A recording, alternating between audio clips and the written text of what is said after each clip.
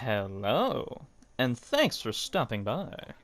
Today I will be going over the pros and mostly flaws in the villains of Ubisoft's latest Watch Dogs game, Legion. It is in my opinion that something happened to the team after the first game. In the original Watch Dogs, we had compelling villains and satisfying conclusions to their stories. We only had one real boss battle in the first game, but that was okay for the most part because all the other villains still felt real, like you knew you were in the same room with them. That is not the case in Watch Dogs Legion, and I will explain why the studio ultimately failed with every villain except Nigel Cass from Albion and the mystery villain in the Sirs chapter. We will start with Skye Larson, my favorite villain who has the second least screen time, but is somehow worse than the one who actually holds that spot. Skye Larson's chapter starts with a contract from a woman named Nout. She tasks us with taking down a target, but refuses to tell us who it is. We break into private property and are then introduced to the villain, Skye. From here, every mission except the last one plays out the same. The worst thing about Skye Larson is that every mission in her chapter is you searching for an info dump. Every mission is exposition. We don't actually get to meet or interact with Skye until the last mission when we are tasked to take her down. The entire chapter is Nout leading you from one spot to another, showing you all of Skye's secrets in order to convince you to hate her enough to kill her. That's the story. Finally, when you infiltrate her secret lab, you solve the puzzle, shoot a handful of guards, and are then given the illusion of choice to either let Skye live or kill her. No matter what choice you make, it ends up the same. If you kill her, you get a good old pat on the back and continue working with Nout. If you let her live, you get scolded. Then continue working with Nout. Skye's company, Brokatech, will announce her death even if you let her live. That's how meaningless your choice is. So that's Skye's chapter, but what about her? Is she a compelling villain? Is she even cool enough to talk about? Well, Skye is a transhumanist.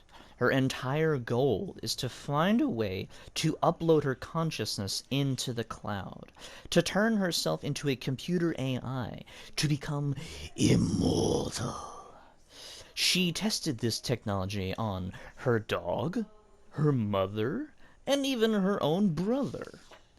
Skye claims to care about people, but uses the technology to control them and manipulate their personalities to the point where the person no longer exists, but still has the thinking capabilities of a person. The ultimate computer. She will kill and silence anyone and everyone it takes to achieve this goal, and even offers this miracle to the public in her project christened Daybreak. Everyone can sign up and become an immortal, mindless slave to her will. I feel that Skye as a character is fun, and there was a lot they could have done with her, but instead, Ubisoft just gave you expositional stealth missions and then pretended to give you a choice to kill her or not. This entire chapter was emotional, but had no substance. It had hollow gameplay, but a good story. Skye's entire chapter, I believe, this is my opinion, will be included in Leader of the Pack online mode when the next missions pop out.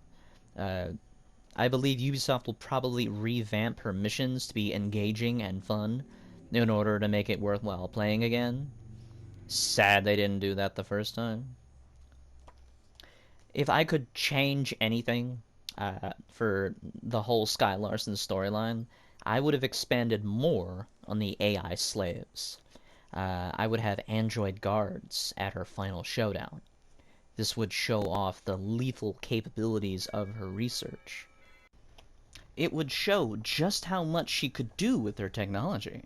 She could have smart drones that talk to you while they tried to kill you. Skye mentioned one time that if DedSec didn't leave her alone, she would fight back. Perhaps if Ubisoft decided this was an actual threat, she could invade their homes and attack DedSec's operatives throughout the city.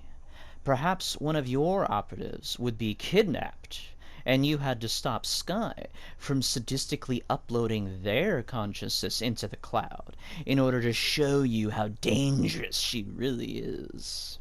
If you failed, then you could have a drone fly around your hideout with that operative's personality stuck inside. It would be devastating if you failed to save your favorite operative and be stuck with the guilt by seeing them fly around your home for all eternity. I'm sure it'd be very motivating to get back at Skye for what she did to you and your friends. Maybe it would be worth killing her over. Next, we are tasked with finding Skye Larson's house. We're told that we have to go to this location with the horse, and one of these houses belongs to Skye Larson. Where could that be? It's in this area. Well, I'm pretty sure it's not the only house that appears on the map. I'm pretty sure Ubisoft wouldn't give us a mystery where we had to find a specific house and then make it extremely obvious which house it was. What kind of mystery is that? Oh, wait. That's exactly what they did. Amazing. Next up on our list, we have the infamous Bloody Mary Kelley, head of the largest gang in London, Clan Kelley. Mary Kelley has the least amount of screen time out of every villain in the game. Yet, she is the most compelling and terrifying out of all of them.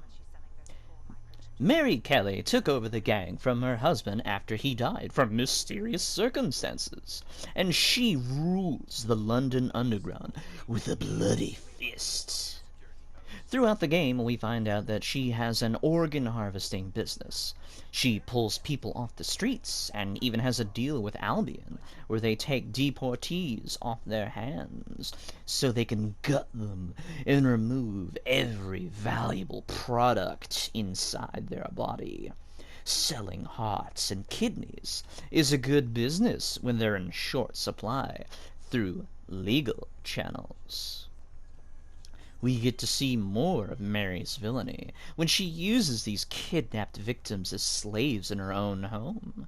Using a chip implanted in their body, she threatens them all to do what she says, or she'll activate that little chip, completely paralyzing them so they can be harvested as well. Mary is so powerful and confident in herself that she allows herself to be interviewed by the very detective investigating her as a courtesy. Even when Detective Caitlin Lau has all the evidence she needs to put Mary away, it comes to nothing. Because Mary is in control. No one arrests her unless she wants them to. Ubisoft did an amazing job with this character, despite barely being in the game. Immediately, we are shown she is dangerous and not someone to be trifled with. When it comes to character development, they nailed it. When it comes to a satisfying conclusion, however, they failed miserably once again. Now, before I say how we conclude Mary's chapter, I would like to take a detour to the first game that also had gang leaders as villains. In the first Watch Dogs game, you face off against two gang bosses. One has you infiltrating their heavily guarded apartment complex, fighting waves of enemies before getting a boss battle with the man himself in a small confined space at the top. The other has you infiltrating their hotel and having a little chat with them before pressing a button that kills them in the next room. This was done on purpose because they wanted this scene to be emotional in contrast to the other that focused on action. Now, with that in mind, let's see how Mary was stopped. In Watch Dogs Legion, you infiltrate her heavily guarded mansion and fight off waves of enemies before seeing a cutscene where Mary is killed off in ironic fashion. Basically, Ubisoft took both versions from the first game and completely watered it down.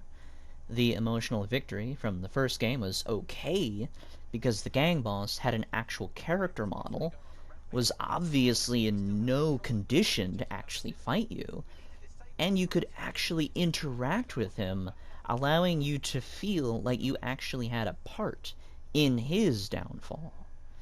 With the other gang boss, you fought through a large apartment complex with tight corners and multiple different types of enemies, banging music, banter, and you actually fought him.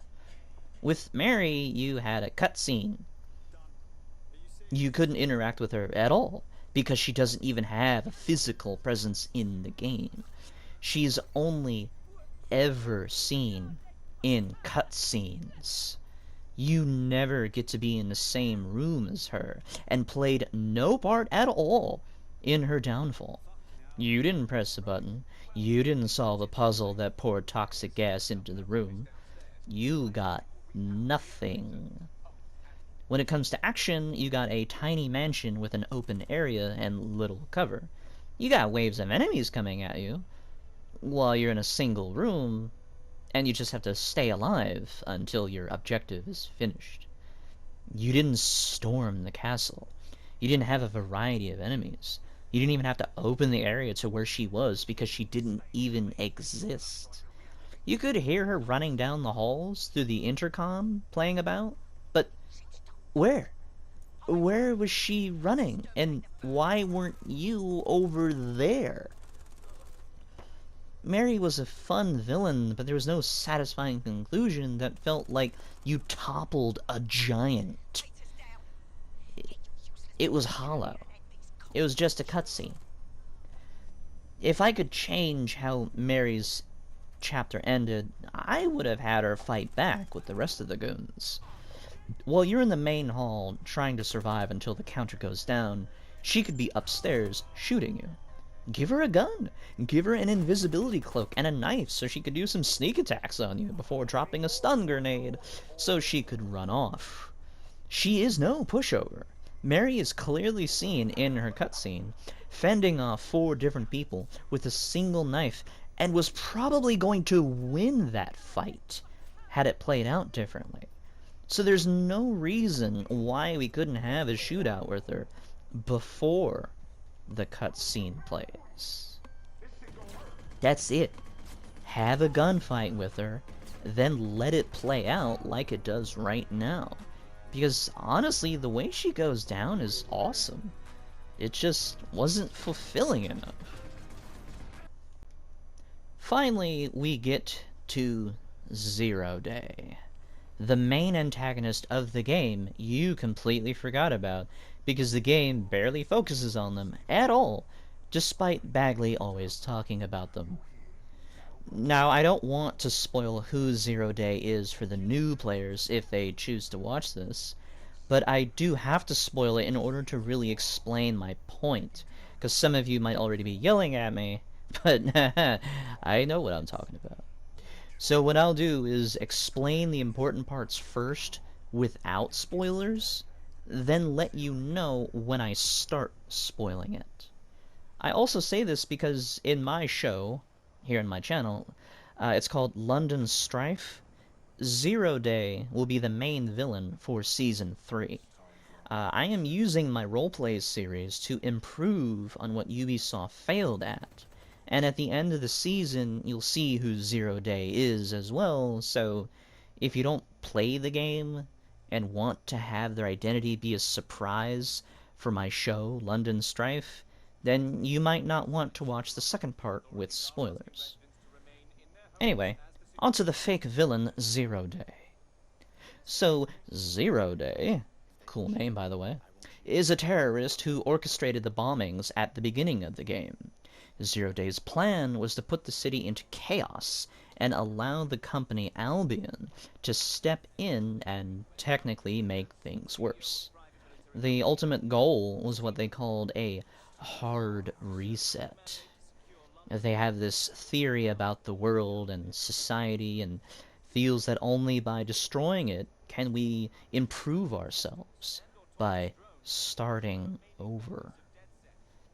Now, this is what Zero Day tells us, but in all honesty, they are just a psychopath who just wants the world to burn. Chaos is their game. And if they were just a little smarter, they would have succeeded. They were like right there too. As a villain, Zero Day is creative and could have had potential to be the best villain. But that's the problem. They're the worst villain. The problem with Zero Day is that they are barely in the game. The whole goal of the campaign is to find out who they are, what their plan is, and stop them. You would think you'd be engaging with them a lot, right? Well, the game makes a mystery out of it. You pursue all the other villains in the game, thinking they are Zero Day. Each chapter introduces another candidate, and you investigate them in order to see if they're Zero Day. When you find out you're wrong, you stop them anyway. The problem is that you're investigating other villains, not Zero Day. Not once do you actually investigate the real villain. Sometimes Zero Day contacts you to mock you, but I think it might just be twice. Honestly, I don't remember, because it may just be once. I honestly have no idea how many times. I'm pretty sure it was just one time. They're that forgettable. You never interact with Zero Day, or even find out who they are, or what they're actually doing, until the very end of the campaign. The last mission, you find out. Because they wanted you to.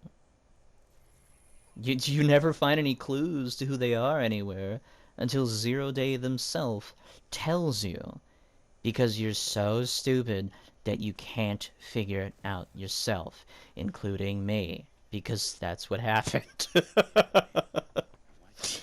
Until the very last mission of the game, you don't have any other mission where you legitimately investigate Zero Day, because every time you think you do, you're actually investigating a different villain. Without spoilers, that is why Zero Day is the worst villain in this game. The worst villain in the franchise belongs to Dushan Nemec from Watch Dogs 2, who has a similar problem. Now, I will spoil who Zero Day is so I can defend my words. So if you don't want to watch this part, I will say that my way to improve the villain would be having real interactions with the player, and actually have you play missions with you trying to escape their wrath. Just having them actually do something to the player would be enough.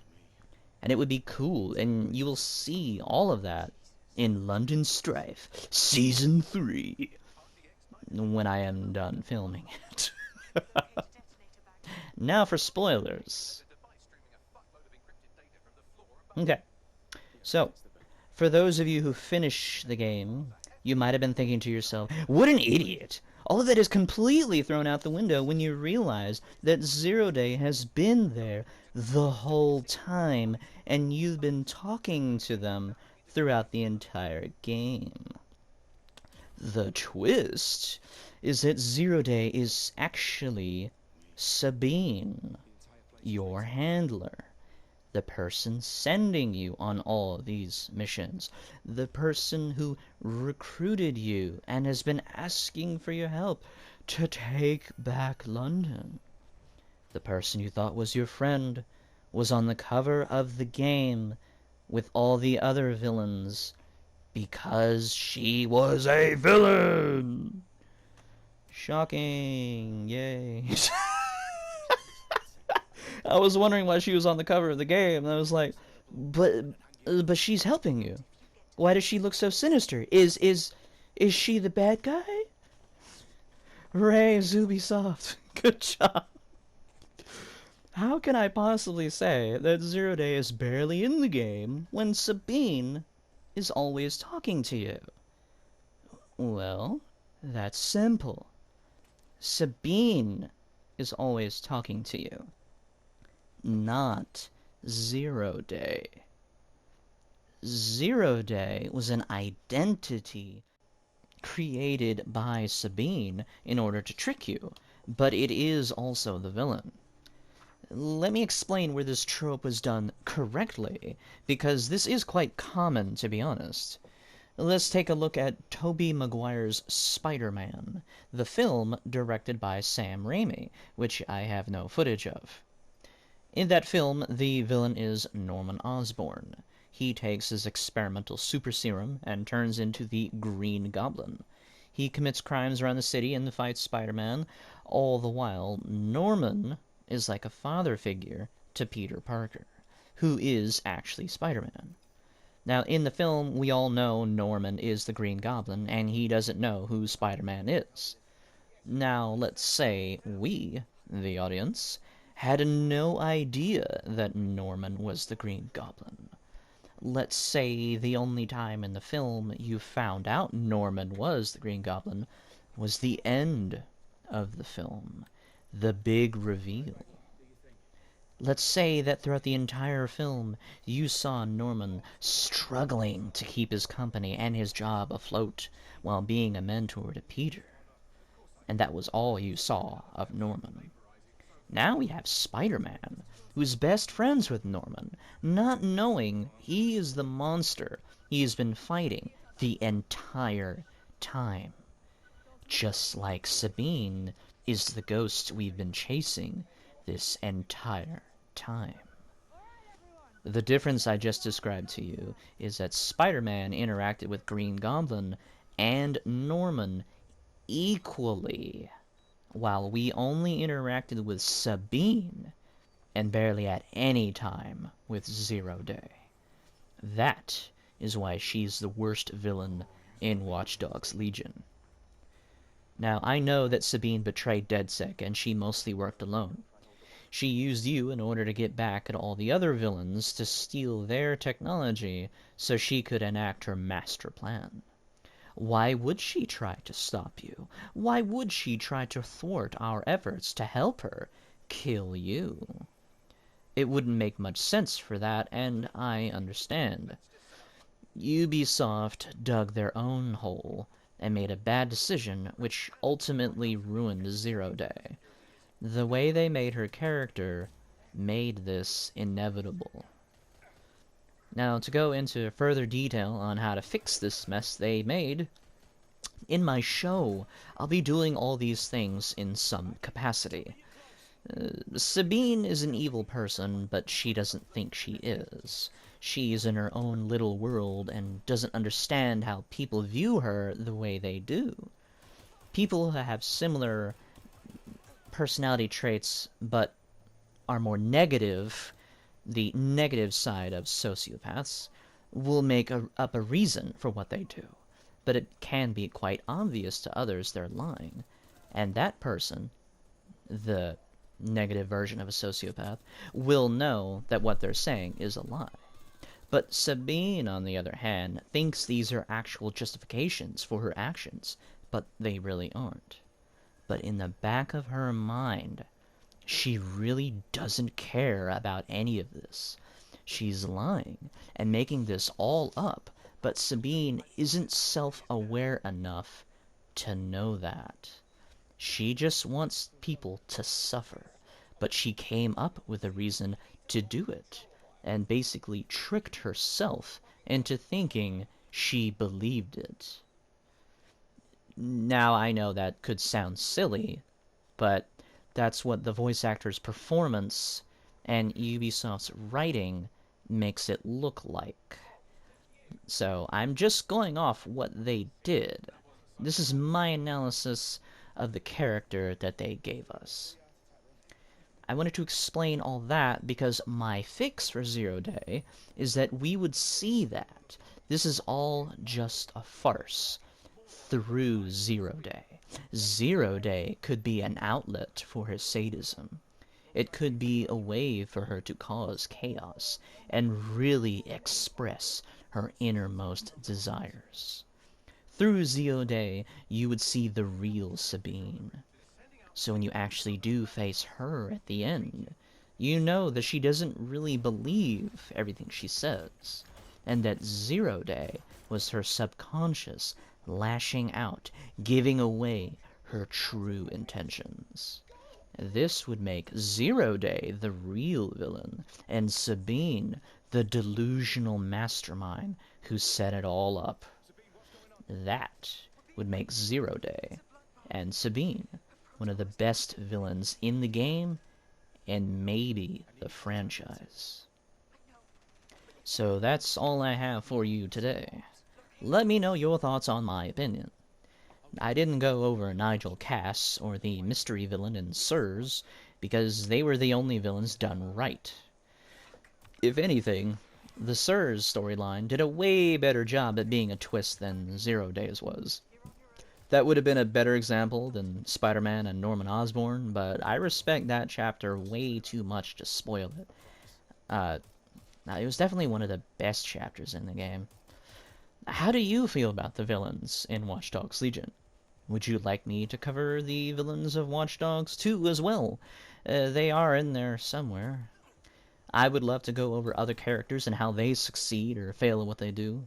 The first Watch Dogs game was perfect, but after that Ubisoft's writers just stopped making compelling villains, so it's too easy to make jabs at them. I know that, other games like Assassin's Creed, and I don't remember some of the other games, there are different studios within Ubisoft making all these games, but I'm pretty sure the studio that makes Assassin's Creed isn't the same team that makes Watch Dogs. So maybe the villains in the other games are good.